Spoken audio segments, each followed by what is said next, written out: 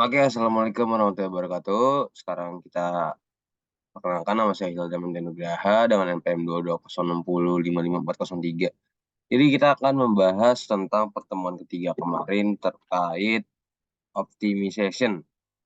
Jadi sebelum kita lanjut ke topik pembahasan berikutnya, tentunya kita harus memahami 5 kategori 5 tahapan DI5 ini, di mana ada pertama yaitu intention, di mana intention ini merupakan tujuan atau motivasi Anda dalam menyelesaikan masalah tersebut.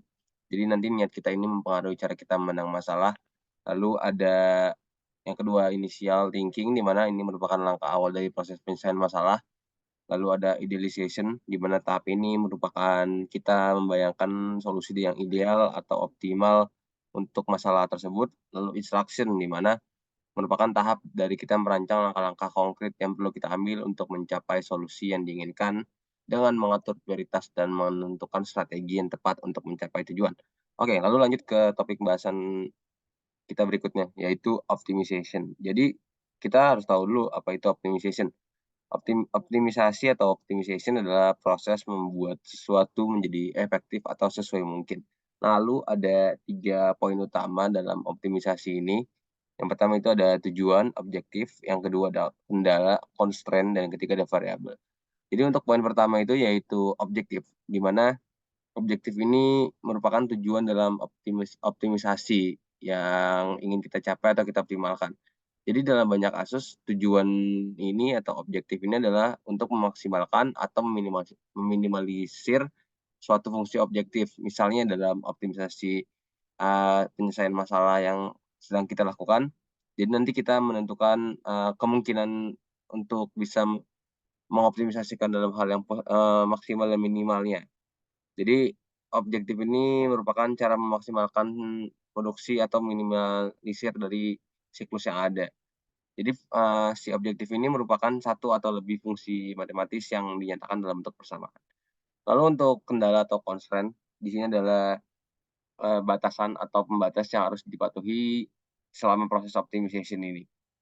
Jadi kendala ini atau constraint bisa berasal dari berbagai sumber seperti keterbatasan SDM, terus ada peraturan atau batasan teknis lainnya. Misal dalam perencanaan produksi, di mana constraint mungkin termasuk kapasitas maksimum pabrik atau persyaratan kualitas produk.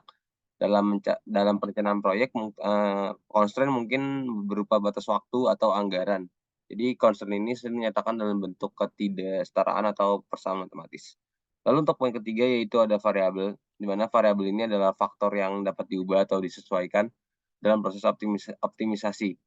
Jadi ini adalah nilai yang dicari atau dihitung untuk mencapai tujuan tertentu. Nah, variabel ini dapat berupa berbagai jenis kayak jumlah produksi, alokasi sumber daya, atau keputusan bisnis lainnya. Jadi dalam optimisasi, variabel ini sering dinyatakan sebagai simbol matematis yang dapat diubah dalam fungsi objektif atau kendala. Oke, lalu kita lanjut ke slide berikutnya, di mana ada dua konsep, yaitu ada konsep ketenangan dan losing of fight. Jadi untuk konsep ketenangan ini dan kehilangan adalah dua hal yang saling terkait, di mana dalam konteks psikologis dan kehidupan emosional manusia ini, kedua konsep ini perlu kita pahami dan kita tahu artinya masing-masing. Lalu untuk ketenangan terlebih dahulu, jadi ketenangan adalah keadaan mental yang tenang dan damai, di mana seseorang merasa bebas dari stres, kecemasan, atau gangguan emosional lainnya. Jadi untuk ketenangan ini adalah keadaan di mana pikiran dan perasaan seseorang itu stabil dan seimbang. Jadi kita ini mampu merasa cukup untuk menghadapi tantangan hidup dengan tenang dan penuh kepercayaan diri.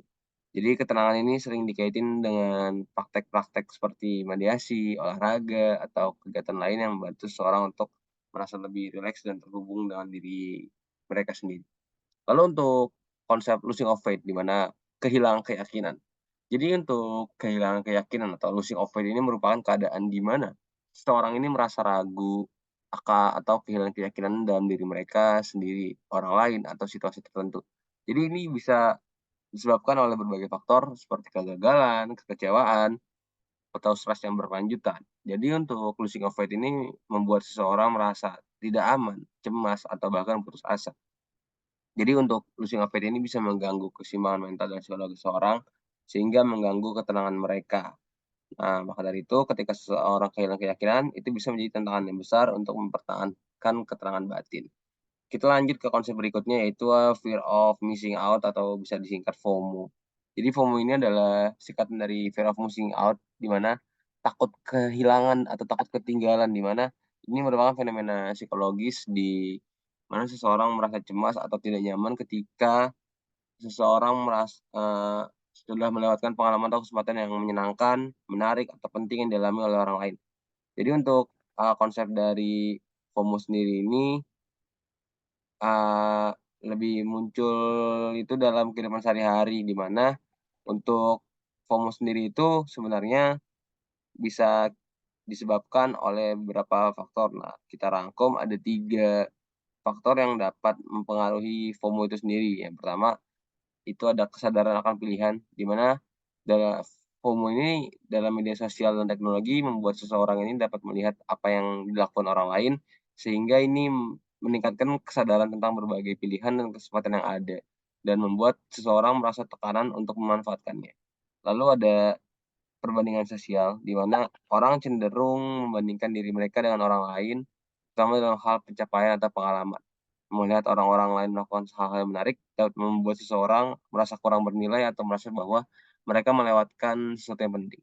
Lalu untuk perasaan koneksi, di mana media sosial lagi menjadi wadah untuk menciptakan perasaan koneksi yang palsu atau dangkal. Jadi melihat orang lain bersenang-senang atau memiliki pengalaman bersama, dapat membuat kita merasa terasing atau tidak terikut serta jika kita tidak terlibat. Nah, lalu untuk, FOMO ini penting, untuk fokus apa ada yang benar-benar penting bagi kita.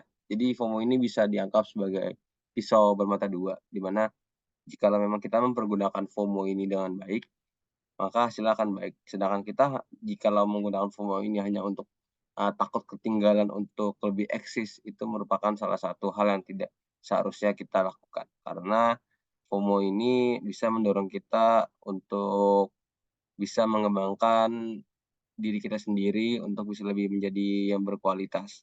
Mungkin cukup sekian dapat saya sampaikan, kurang lebihnya mohon maaf. Assalamualaikum warahmatullahi wabarakatuh.